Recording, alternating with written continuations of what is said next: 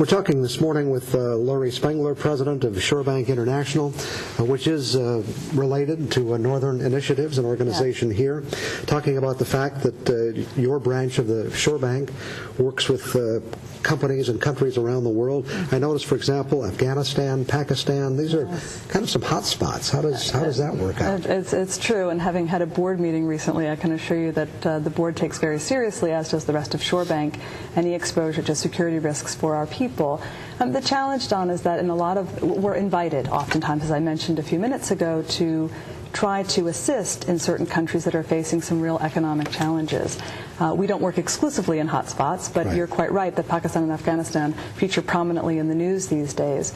So we consider each opportunity very carefully, and we do invest quite a bit in security practices and procedures for our individuals. When we go into a country, because we are working with a local financial institution, we tend to be embedded inside that local financial institution. So in Afghanistan, it's not as if ShoreBank has a separate office or local point of interaction. We are working with a group called MISFA, which is the Afghanistan government organization supported by the United States government to provide financing to microfinance institutions and banks in Afghanistan making small business loans and entrepreneurial loans. So our job is to really work with this organization to build up their capacity to help get that credit out to the needy small businesses and entrepreneurs in that region. But we are based in the offices of the MISFA organization. And just so we all understand it, including me, even in this country, what you're basically doing is working with developing companies that just need a little assist to maybe get to that next step, to be able to grow and expand their business, and you're providing both advice, I guess, and in the case of, in this country, direct financial support. That's exactly right. And oftentimes people will look at our client list or our borrower list and say, wow, I mean, these are really good credits. People are paying back their loans, they're good credits. But the more traditional financial institutions sometimes will look at the application and reject the potential borrower simply because they don't fit one of the criteria of the institution. What I mean to say is oftentimes these borrowers don't have traditional collateral. They don't come in with the neat financial statements and organized business plan and the collateral that can be wrapped up very neatly for a loan officer. There's a little bit more effort required in really understanding and analyzing the credit risk. Internationally, we look at the cash flow that is generated from the business, because the entrepreneur in many of these environments will not have a piece of collateral to offer the bank to securitize the loan. But in fact, the business itself is very vibrant and really can afford to take on the credit and pay it back responsibly. And so that's really our job, is that we teach loan officers internationally how to analyze what appears to be on the surface a bit of a harder risk to understand, but in fact, when you do analyze it, it's a very robust credit opportunity. And in the ShoreBank International Group, the projects you're dealing with are not necessarily multi-million-dollar loans on all occasions, are they? No, that's exactly right. If I had to put financial parameters on it, Don, I would say that in the microfinance area, our loan size average, or our client loan size average, is about $400 to $500. The small business area, it goes up to about $250,000, but the average would be probably $50,000 to $75,000.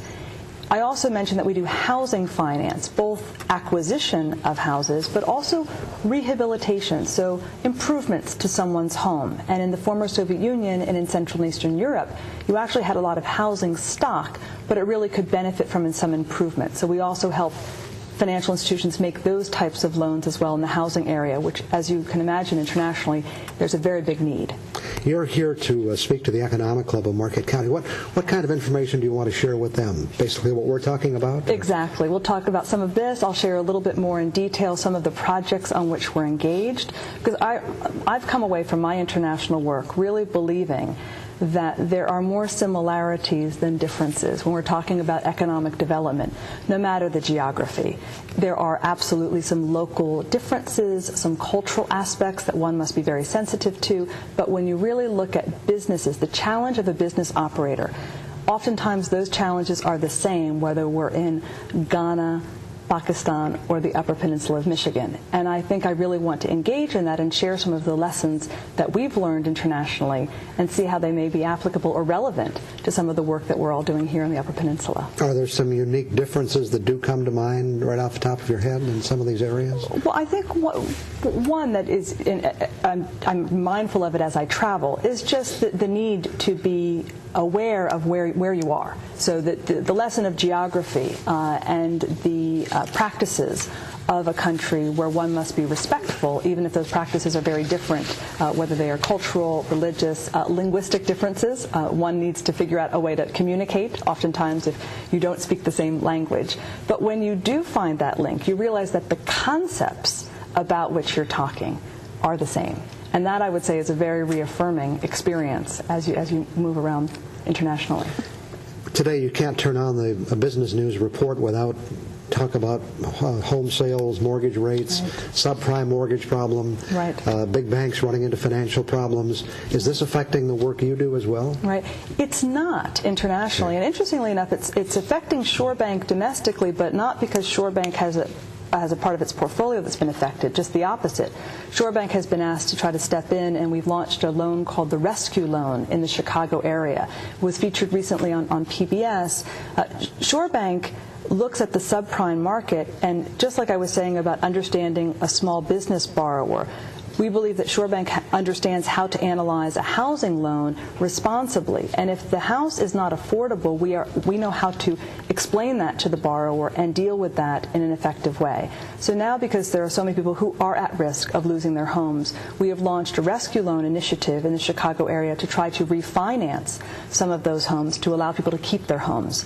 Internationally, people ask us about our experience because they're quite interested in how ShoreBank is not in the middle of this controversy of the predatory subprime lending. So we teach responsible lending even for these types of borrowers who one would categorize as subprime borrowers or subprime loans. But in terms of our day-to-day work internationally, it hasn't really affected us. It's just been more a topic of conversation. Just in closing, one can become somewhat pessimistic in looking at the world today and some of the relationships. I'm not going to put you in the position of a foreign affairs expert, but because you do get out to some of these countries, do you have a more maybe optimistic view, seeing people on the ground, so to speak? I think I do. I think I appreciate the question because I've been recently in Pakistan, and Pakistan has featured in the news, as we know, almost daily. And I'm not in political circles or political conversations. I'm dealing with entrepreneurs. And there's a desire and a hunger to improve their day-to-day life, just like we have a hunger and desire to improve our day-to-day lives everywhere else in the world. And people are extraordinarily appreciative that we're there and trying to help in the limited way that we can help. So I do have a more buoyant view, and truly our hypothesis is that access to capital for the small business entrepreneur and household and individual will ultimately help accumulate assets for that individual, improve their life, improve growth rates in those countries, and we believe ultimately enhance political stability. Well, it's quite a mission you've taken on. Thanks for coming in this morning and discussing it with us. Thank you very much. It was a pleasure. Okay. Back with more on today's Ryan Report after we take this break.